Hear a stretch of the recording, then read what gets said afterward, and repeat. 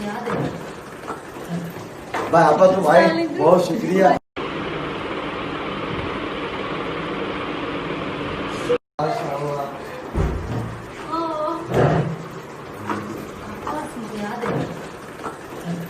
भाई आपा तो भाई बहुत शुक्रिया।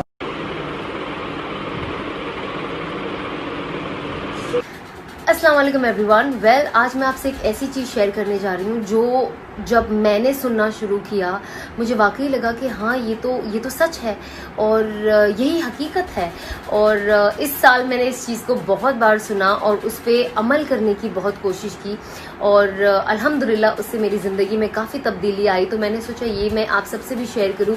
शायद ये चीज़ को हम जानते होंगे, आप भी शायद मैं कहूँ तो आप इसे जानते होंगे, लेकिन कभी कभी जब हम उसे एक अलग स्टोरी के ज़रिए सुनते हैं या कोई अलग सेंटेंस बना के सुनते तो हमें लगता है कि हाँ वाकई ये चीज़ ने वाकई मेरे दिल को छू लिया।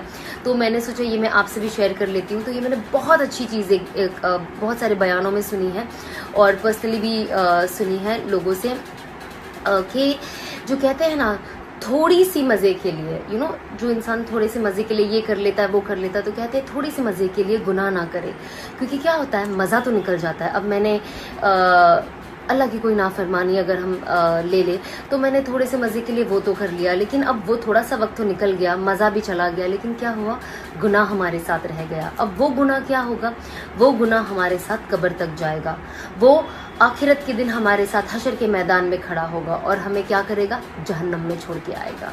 तो हमें क्या करना है कि हमें थोड़े से मज़े के लिए गुनाह नहीं करना है। हमें ये याद रखना है कि ये मज़ा तो ख़त्म हो जाएगा पर ये गुनाह हमारे साथ चलता रहेगा चलता रहेगा चलता रहेगा और आप तो जानते हैं इसका एंड कहाँ होना है।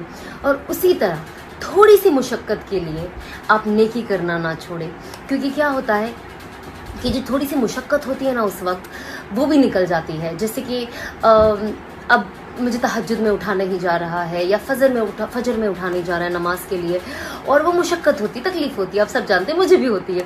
तो वो तकलीफ़ होती है तो हम क्या करते हैं कि अरे सो जाते हैं ना, उठ के कज़ा कर लेंगे, क्या मुशक्क़त की वजह से।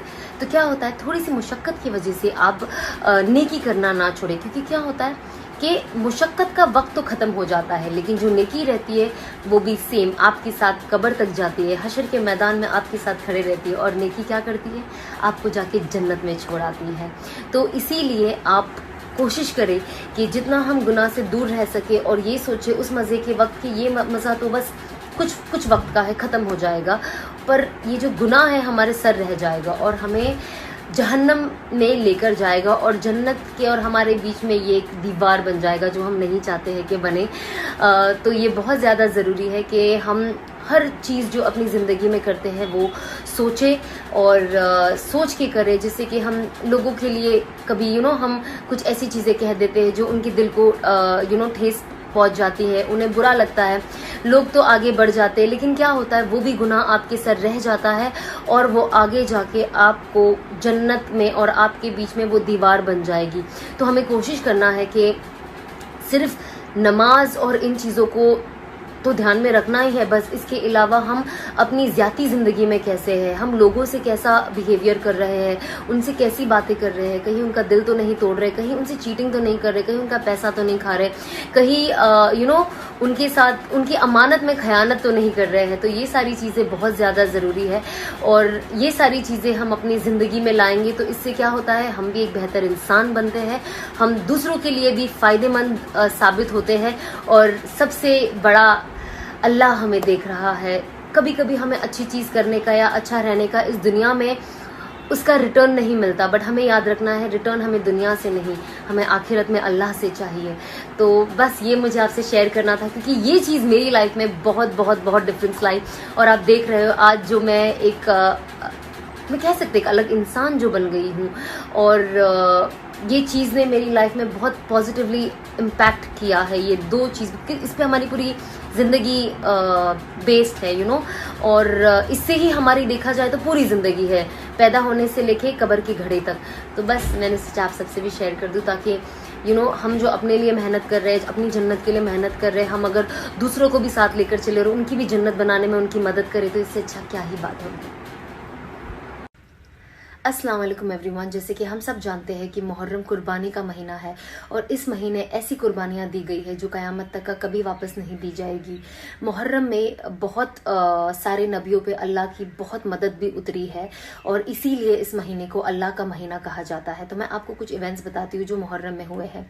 पहला, आदम अलैहिस्सलाम की तौबा कबूल की गई और अम्मा और अब्बा को फिर से मैदान अरफात में मिलाया गया। दूसरा, नूह अलैहिस्सलाम की कश्ती जूड़ी पहाड़ पे जाके टिकी। तीसरा, मूसा अलैहिस्सलाम समंदर पार कर गए और फिरौन वहीं डूब गया। चौथा, यूनुस अलैहिस्सलाम को मछली के पेट से निकाला गया और अल्लाह ने उनकी खूब हिफाजत की। पांचवा, हमारे सबसे अहम सहाबा हज़रत उमर रदी अल्लाह ताला अन्हुम, उनकी शहादत हुई। और आखिर हमारे प्यारे नबी सल्लल्लाहु अलैहि वसल्लम के नवासे और उनकी पूरी फैमिली की कुर्बानी दी गई। तो ये एक ऐसे इतने सारे इंसिडेंट्स और ऐसी सारी कुर्बानियां हैं जो हमें मरते दम तक का हमें याद रखना बहुत ज़्यादा ज़रूरी है। पर सबसे अहम बात क्या थी, हमारे प्यारे नबी सल्लल्लाहु अलैहि वसल्लम के नवासों को ऑलरेडी इस दुनिया में बता दिया गया था कि वो जन्नती है, लेकिन तो भी करबला के मैदान पे जंग के वक्त जानते हुए कि इतने सारे लोग हैं और जंग है, तो भी उन्होंने अपनी नमाज नहीं छोड़ी, क्योंकि वो उम्मत को यही पैगाम देना चाहते थे कि जो भी हो नमाज बिल्कुल नहीं छोड़ना। तो ये सबसे सबसे सबसे अहम बात है कि कुछ भी हो जाए, दीन और सच्चाई का रास्ता